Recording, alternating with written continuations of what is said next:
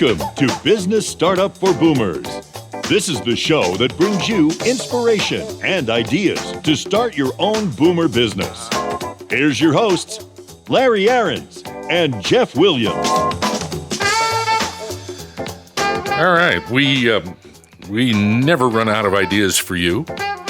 I'm Larry Aarons, along with Jeff Williams, Chief Coach at Biz Starters, and the website is bizstarters.com. Jeff, we're going to talk about getting a family member involved in your entrepreneurial effort. And let's address that a little bit. A lot of boomers want to bring in one of their children, perhaps their spouse. Let's talk about that for a few minutes. What's been your experience? Well, it's a very understandable desire.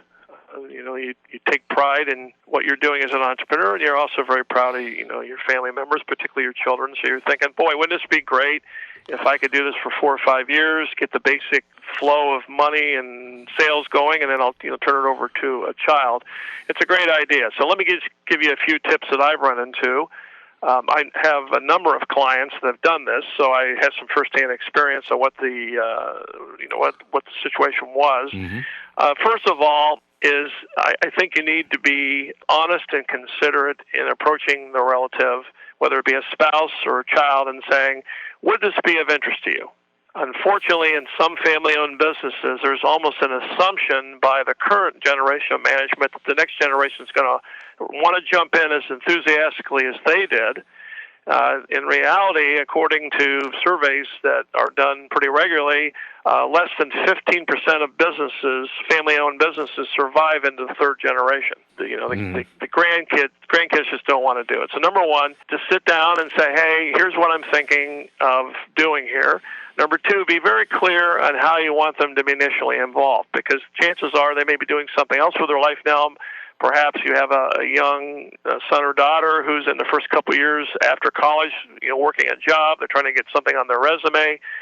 Don't put them in a conflicted situation where they're thinking, I don't want to disappoint dad or mom, but I also want to have my own path here. So, just sit down and say, here's what I'm thinking you're doing. You're really good at the technical stuff.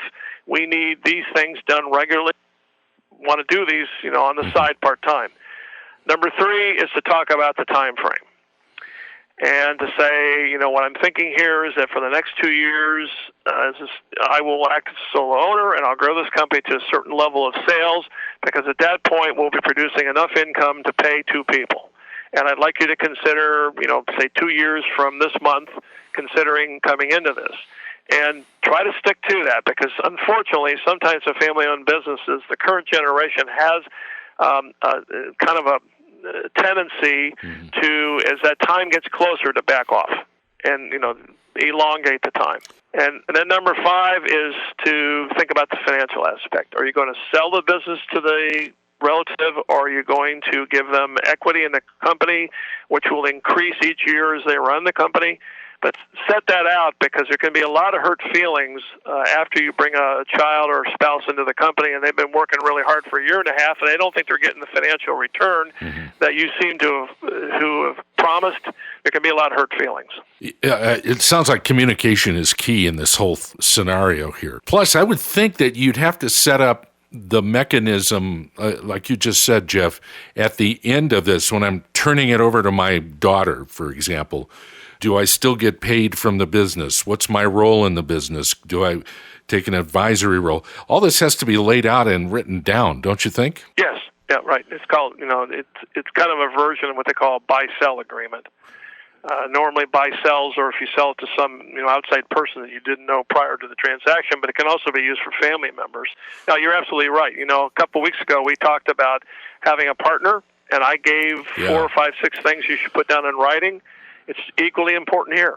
I would say, because, boy, this can descend into chaos and lawsuits if you don't do it right at the appointed time. Yeah. And it can result in a relative who doesn't talk to you anymore. Yeah. And that's unfortunate. It doesn't have to be that way. You just got to keep your ego in check a bit. So. Yeah. So great advice. Communicate. State your goals clearly. Lay it out there, write it down, and get everybody to buy into what the vision is here. And if you can't get that, then it's probably not a good idea to bring them into the business. No, I would agree with that. All right, Jeff. Great ideas, great inspiration. Biz Start for Boomers, business startup for boomers, and that's our topic here.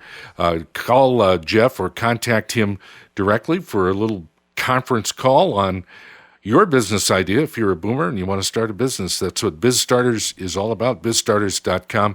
Jeff, always a pleasure. We'll talk to you next time. Thanks, Larry.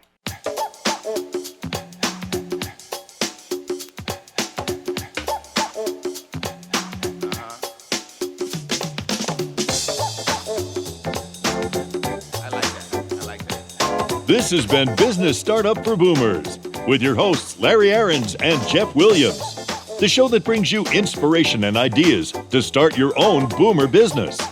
See you next time.